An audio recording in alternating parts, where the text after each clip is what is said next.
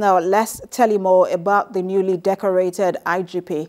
The Acting Inspector General of Police, Alkali Usman Baba, has served in various capacities such as DIG 4 CID and was also the Force Secretary at the Force Headquarters, Abuja. He has served in different commands, including Kaduna as the Deputy Commissioner Administration. He was in FCT as a Deputy Commissioner Investigation and was also in the Staff College as a Directing Staff. He was in Ilorin as an area commander. He was the second in command in Ebonyi. He was also an assistant commissioner CID in Kaduna, and before then was divisional police officer in various places like Yola, Gombe, Kaduna, and Jos. He holds a master's in public administration from the University of Maiduguri, Borno State in 1997, and a Bachelor of Arts in political science from Bayero University, Kano State, as well as other professional courses. Alkali was a member of Course 22 2014 National Defense College. He's a member of the International Association of Police and also a fellow of the International War College. Executive Director of Citizens Advocacy for Social and Economic Rights, Frank Tete, joins us to better understand the task ahead of the Acting Inspector General of Police. Good to have you join us, Frank Tete. The Acting Inspector General of Police has now been decorated. We just read out some of his credentials. What do you make of him as a replacement for Mohammed Adamu? Oh, well, thank you very much, and congratulations to the new Inspector General of Police, though in acting capacity.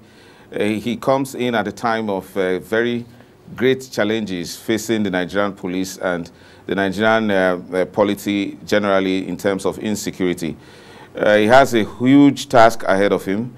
First, he comes when there were a lot of clamor and agitations for the sort of ethnic balancing in the appointment of security officers, that is, leaders in the hierarchy of security in the country. But having passed that stage and the president having exercised his constitutional powers and authority, we must fully, everybody must fully accept him as the Inspector General of Police.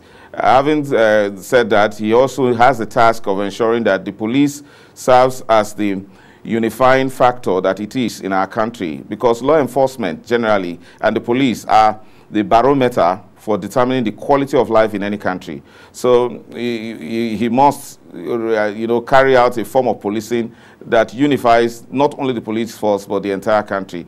He must eschew all forms of, any semblance of ethnicity or any form of discrimination for that matter.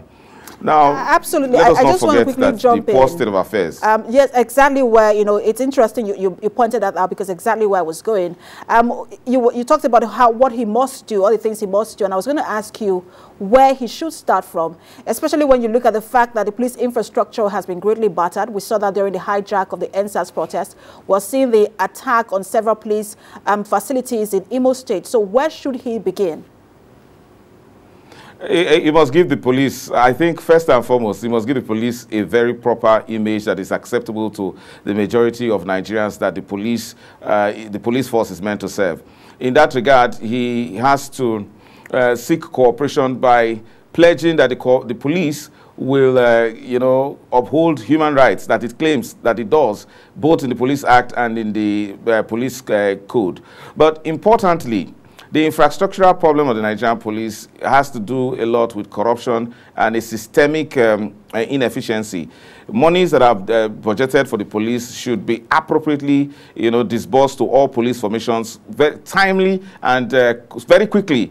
We want to see a police force that is a pride of Nigeria in terms of, having equipment. We shouldn't have a police force that only waits for crimes to be committed and then they struggle to pursue criminals. But we want to see a system that is put in place that prevents crime. And that happens when there is a lot of confidence that is exhibited, reposed by the public on the police. And so it needs a lot of cooperation from the public at this time. And so it needs to be very innovative in winning the cooperation of the Nigerian public, especially just in the wake of the NSAS crisis. So it comes fresh, and I believe that he's going to be fully acceptable accepted by the Nigerian public, but he also needs to reach out to them, in terms of assurance that this is a new police force where every policeman will, the morale of every policeman will be assured.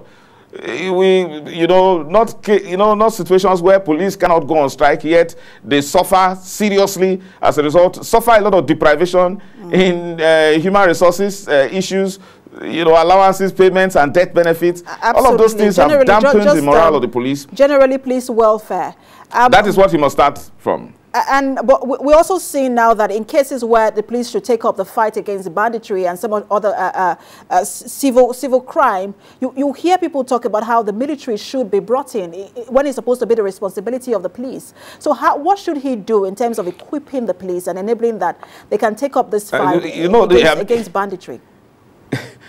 The answer is very obvious. Increase funding for the police. And when funding is made available to the police, let it be spent judiciously, transparently. And that's why we have had police reformations in recent times by the Police Act. We know that our police force is highly underfunded. That is the reason why we turn to a military that is supposed to protect our territorial integrity. And that's not too good for us. And now the military is overstretched, and we have a police that has been deprived of proper funding. What else does a government exist for if it is not to provide security? And if the only expression of commitment to security is better funding for our police force?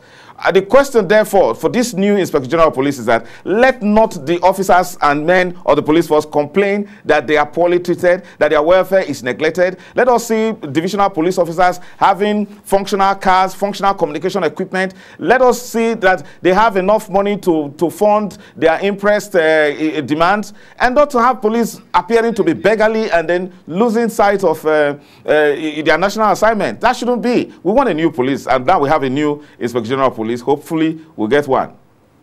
I like the word hopefully. We'll see how things play out in the coming months in his tenure.